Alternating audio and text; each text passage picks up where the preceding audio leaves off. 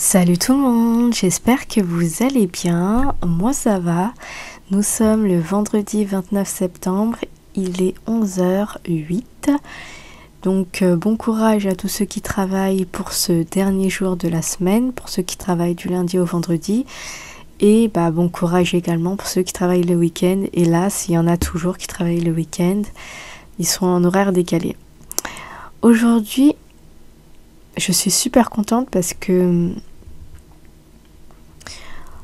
en enregistrant le podcast, j'ai senti mon téléphone sonner et c'était une proposition d'emploi, mais pas ici. Donc je suis hyper contente. La vie m'exauce et franchement, gratitude. Ça fait un moment que j'ai démissionné. J'ai démissionné fin juillet, puis je suis partie en Corse, puis je suis revenue. Et avant, j'étais très craintive, en fait, par rapport au fait de ne pas avoir d'emploi. Et maintenant, je ne sais pas si c'est le fait d'avoir 30 ans ou pas, je suis d'une zen attitude. Mon compte, il est au rouge plus, depuis un moment déjà. Et je suis tranquille, je l'accepte. Je rationalise en me disant que de toute façon les banques, elles brassent de l'argent d'une manière ou d'une autre et en plus elles font de l'argent sur nous. Donc continuez, je m'en fiche. Par contre, j'ai plus cette inquiétude que j'avais. Oh, mon compte est au rouge, regarde de combien, etc. Après, t'as le stress qui parcourt ton corps, qui te lâche plus tant que t'as pas d'emploi, etc. Je m'en fous maintenant. Effectivement, mon compte n'est pas ouvert, mais je me dis que c'est temporaire. Dans la vie, on n'a pas toujours son compte bancaire ouvert.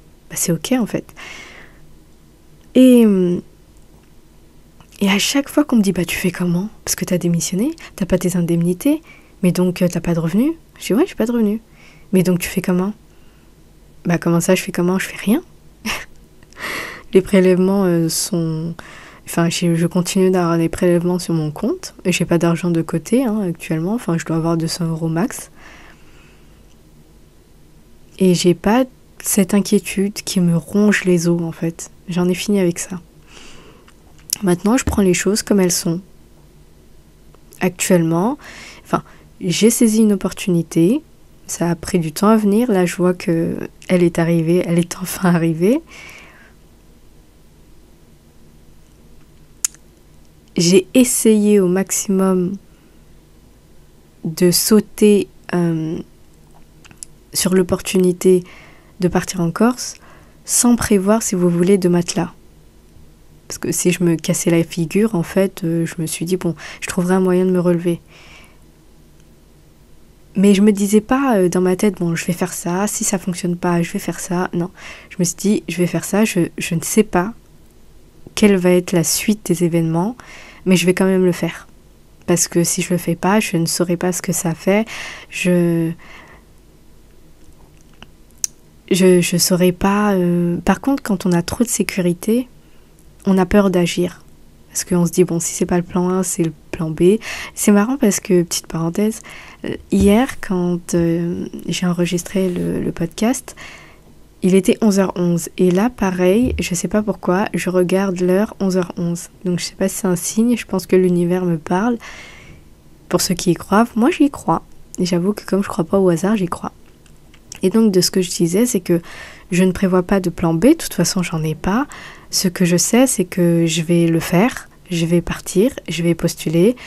Si je reviens, en plus j'étais dégoûtée de revenir, je vous dis, pour revenir à Paris, je voulais pas. Et je me suis dit, je continue de postuler en fait, pour aller travailler là-bas. Il faut provoquer sa chance, mais peu importe le temps que ça prend, tant que je peux continuer d'utiliser ma carte bancaire jusqu'à ce que ma conseillère va me dire là ça suffit en fait mais là c'est pas le cas, Dieu merci. Il y a de l'argent partout dans ce monde et c'est pas un compte parmi tant d'autres. où ils vont faire chier. Mais ils n'ont pas besoin de constamment nous envoyer des messages parce qu'on finit par se ronger tout seul de la situation dans laquelle on est parce qu'on nous bassine qu'être à découvert, c'est pas bien, etc. Il faut avoir de l'argent de côté, il faut avoir un compte épargne. C'est vrai, mais ça ne garantit pas tout. Là, on en parle par exemple avec l'inflation, le fait d'avoir une telle somme d'argent dans son compte, tu ne peux pas forcément acheter ce que tu pouvais, je sais pas, dans les années 90 avec cette même somme. Donc même si on prévoit un matelas de côté, je dis pas que ça ne sert à rien, mais je dis que ça peut pas nous sauver de tout. Et moi, je m'étais dit qu'à mes 30 ans, je dois sauter dans le vide. Pourquoi ? Pour provoquer ma chance, pour avoir d'autres opportunités. Donc je suis contente qu'en enregistrant ce podcast, j'ai eu cet appel. En plus, c'est une dentiste qui vient tout juste de commencer, donc qui est un petit peu malléable, hein, on va se le dire. Donc voilà, je suis contente que l'univers m'ait entendue, mais je lui ai encore demandé plein de choses, parce que je ne sais pas si vous le faites, mais si on parle à la nature et qu'on lui dit, vous allez me dire, oulala, les barges, celle-là. Non, moi j'y crois vraiment.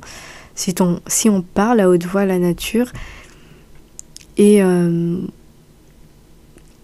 qu'on lui demande de nous aider, elle le fait. Alors vous n'allez pas le voir tout de suite, mais les choses vont se mettre en place et vont venir. Moi j'ai demandé plusieurs choses et j'attends juste qu'elles viennent à moi, parce que j'ai émis une vibration et que forcément avec toute la foi que j'ai en l'énergie, je sais que je vais être exaucée. Et d'ailleurs, dans mon Vision Board, je kiffe vraiment enregistrer mes podcasts en regardant mon Vision Board. Ça m'édifie, je vous dis pas. Dans mon Vision Board, j'ai mis un proverbe biblique. Alors, moi, je suis pas chrétien, je suis pas chrétienne. Je crois en une énergie, une énergie créatrice au-dessus de tout. Mais je suis pas chrétienne. Voilà, je me mets plus dans une catégorie. Maintenant, comment ça s'appelle exactement, je ne sais pas. J'ai une foi, ça c'est indéniable. C'est marqué au marqueur indélébile. Mais je pourrais pas, j'ai pas de... Je me mets dans aucune case. Par contre, je respecte toutes les religions, d'accord ? Mais j'ai quand même si on n'y croit pas, il y a des choses qu'on veut bien prendre et d'autres qu'on ne prend pas. Et dans la Bible, j'ai mis dans mon Vision Board un proverbe de Philippiens, verset 4, c'est Philippiens 4, versets 6 à 7. Ne vous inquiétez de rien, mais en toute chose, faites connaître vos besoins à Dieu par des prières et des supplications, avec des actions de grâce. Et la paix de Dieu, qui surpasse toute intelligence, gardera vos cœurs et vos pensées en Jésus-Christ. Je trouve ce passage magnifique. La première phrase, ça dit « Ne vous inquiétez de rien. Faites connaître vos besoins. Parlez, ne vous cachez pas. » Après, Jésus-Christ, pour moi, c'est plus un symbole, mais le sens de la phrase, pour moi, ça a beaucoup de sens. Qu'on arrête de s'inquiéter d'avoir du travail, d'avoir des sous, d'avoir une voiture, d'avoir une maison. Avoir une maison, c'est important. Avoir une voiture aussi, c'est important pour se déplacer, mais c'est moins important que d'avoir une maison. Mais si on a foi, je pense, si on croit vraiment que toujours on s'en sortira, toujours il y a une solution, toujours il y a des portes qui s'ouvrent à nous, toujours on aura plus dans notre vie, il n'y a pas de raison que ça ne se réalise pas. Parce qu'il n'y a pas plus fort que la foi. Ça, c'est ma théorie. Aujourd'hui, si je vous fais ce podcast, il faut que j'aille me préparer parce que je dois aller faire un brushing à ma sœur. Aujourd'hui, je voulais vous parler des vampires énergétiques. Oui, vous avez bien entendu, des vampires énergétiques. Vous savez, ceux qui vous sucent l'énergie, mais sans foi ni loi. Ça vous suce l'énergie, Ça vous pompe l'énergie. C'est des vrais aspirateurs, quoi. Avec des dents. Je suis sûre qu'on en connaît tous. Tous et toutes. On en connaît tous plus ou moins un ou plusieurs dans sa vie. Ou on en a connu. Forcément. Et bien ces vampires énergétiques sont des personnes qui viennent autour de vous dans le seul but d'aspirer votre énergie. Ça vous demande plein de choses. Ça vous parle constamment que de négativité. J'en ai un dernièrement que j'ai vraiment radié de la surface de ma sphère à moi. J'ai dit allez, get out, tu dégages, tu me pompes trop d'énergie et franchement tu m'apportes rien. Normalement c'est un échange de deux personnes où on va essayer de se soutenir, se soutenir, s'écouter. Et encore, quand je dis s'écouter, c'est avec parcimonie. On va pas vous écouter, vous plaindre H24 de votre vie pourrie, parce que c'est vous qui créez votre vie en fait. Ah, je comprends pas que, je suis malheureux. Mais attendez, tu manges, t'as un toit, t'as une famille, t'as des amis, tu pourrais être content de ce que tu as, mais non. T'as des gens qui passent leur temps à voir le verre à moitié vide. À les écouter, ces gens-là, ces vampires énergétiques, ce sont les plus malheureux. Ce sont les gens qui ont le plus de douleur dans ce monde. Et à contrario, on peut rencontrer, ou on rencontre des personnes qui ont la banane au visage, le grand sourire. Jamais tu te dirais en fait cette personne elle a vécu des choses assez compliquées quoi. Non, parce qu'elle prend la vie du bon côté. Elle regarde pas la merde en fait, elle regarde le ciel, les oiseaux, les fleurs. Et en vous faisant ce podcast, je vous invite à faire la même chose, à dégager ces vampires énergétiques de votre entourage. Moi, il y a des moments où je ne supporte pas les plaintes. Il y a des moments où je suis désolée, mais je sens en moi que je ne peux pas entendre de plainte. Donc je me dis, ok, je m'en fiche, tu peux aller dire ça à quelqu'un d'autre, que tu en as marre de te lever pour aller travailler, alors qu'il y a des gens qui crèveraient d'envie de travailler. Tout dépend de nous et de la perception de comment on voit la situation. Effectivement, c'est relou de se lever, mais on peut se dire, il y a des jours où on peut se lever et se dire, ah ouais, je suis contente d'avoir un travail, je suis contente, je vais voir du monde, je suis contente. Trouver ce qui pourrait vous émoustiller. Et après, on se pose même pas la question, notre système immunitaire tombe en berne en fait, juste à cause de notre mauvaise foi et de notre façon négative de voir la vie. Toute personne qui se plaint ont en fait les moins de raisons de se plaindre. Les vraies personnes qui doivent se plaindre ne le font pas, parce qu'elles préfèrent voir la vie du bon côté. Se dire que c'est un temps, c'est comme une saison, ça finit par passer.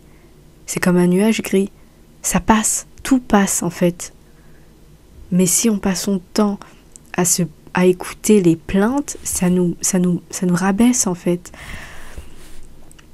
Et donc je vous invite, pour votre propre santé mentale, surtout écoutez-vous, mais surtout, quand vous ne sentez plus quelqu'un, quand vous sentez que la personne vous grappille du temps juste pour vous raconter sa vie merdique, franchement, bouchez-vous les oreilles ou dites-lui de dégager. Vous en avez assez à faire avec votre vie, vous devez penser à la vôtre, mais surtout pensez à toutes ces merveilleuses choses. Moi, je ne comprenais pas le pouvoir de la gratitude et je l'ai compris désormais. Je peux vous dire que le pouvoir de la gratitude agit en ce sens que quelque part, elle te demande un effort pour voir toutes ces petites choses merveilleuses dans ta vie. Et toi, tu peux te dire que ça n'a pas de poids face à toutes les merdes à côté. Mais en fait, si on se concentre que sur les toutes petites choses et qu'on est capable d'en jouir, j'ai l'impression qu'on se sent bien, qu'on se sent mieux. C'est comme si on disait à nos problèmes, en fait, fuck, en fait, salut.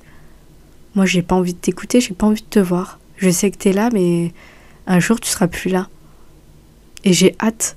Mais pour l'instant, je préfère ne pas me centrer sur toi. Mais ces gens qui vous grappillent du temps, qui ont aucune considération, ils sont pas là pour vous dire « Ah ouais, tu sais quoi, j'ai vu une super fleur. Ah regarde, j'ai... Je sais pas moi, tout ce que vous voulez. » Tant que c'est pas négatif. Et donc aujourd'hui, je voulais juste vous faire ce court podcast, parce que je dois y aller. J'ai été ravie de dégager cette personne de ma vie. J'ai beaucoup marmonné, parce que je marmonne beaucoup. Quand je suis énervée ou quand je trouve qu'il y a quelque chose, j'ai besoin, je parle.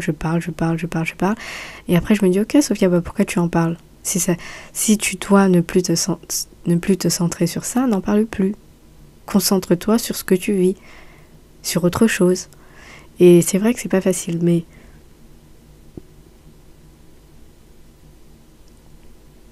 j'ai été très contente, mais vraiment très contente de me dire allez, c'est bon, tu me mérites pas dans ta vie. Je me disais même pas, ok, c'est parce que il s'est passé ça que je ne supporte pas, que j'ai essayé de te le faire comprendre et tu l'as pas entendu. Non.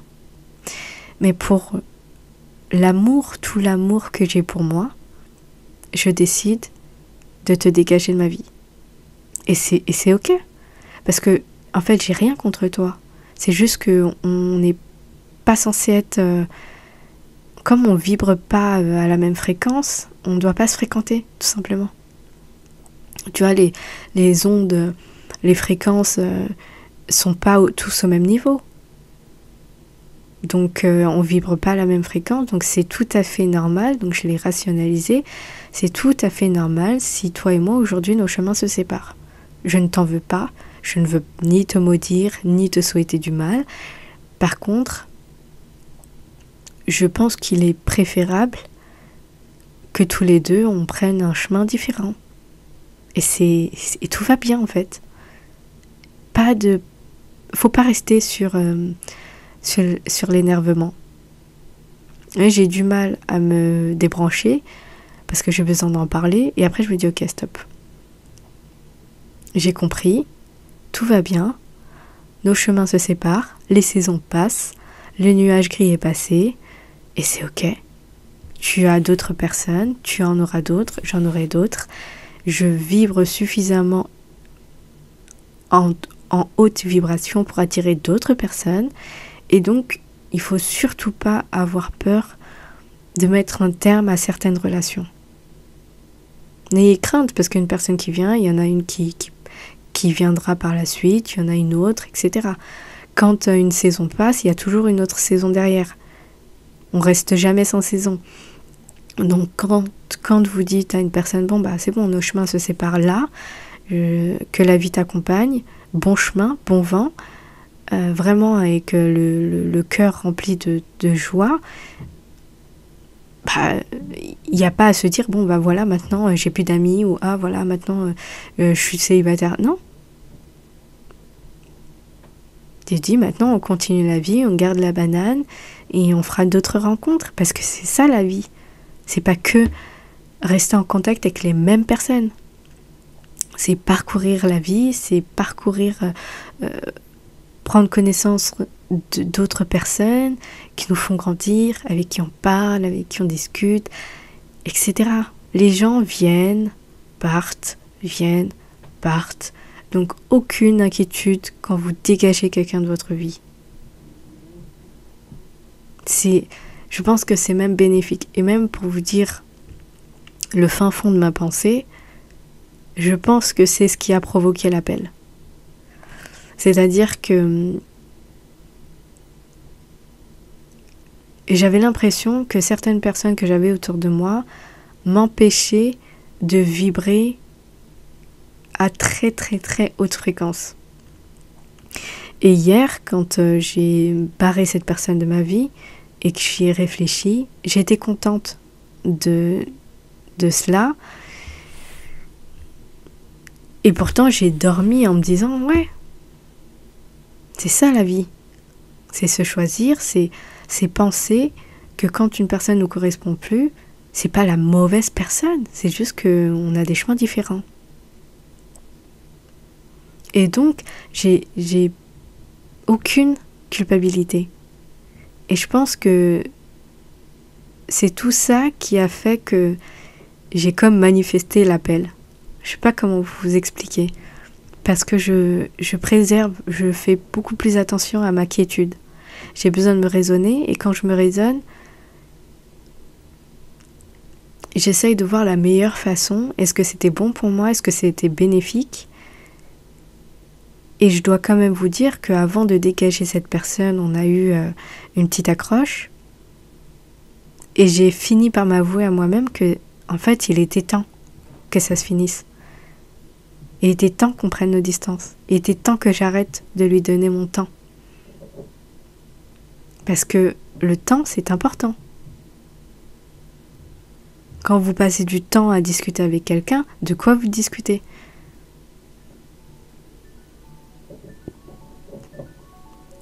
Il n'y a rien qui est anodin. Donc voilà, c'était tout pour aujourd'hui. Je suis super contente de cette nouvelle et je suis contente en plus de vous la dire. Et je pense que je l'ai provoquée. Et je pense également qu'on peut préserver un maximum sa quiétude sans être rongé par le mal de l'extérieur. Vraiment se créer une bulle et se dire ok, rien ne me touche. Et je dirais pas être stoïque parce que moi je suis quand même pas mal émotive, mais désormais j'essaye davantage de contrôler mes émotions en les rationalisant, en me posant la question du pourquoi je ressens cela.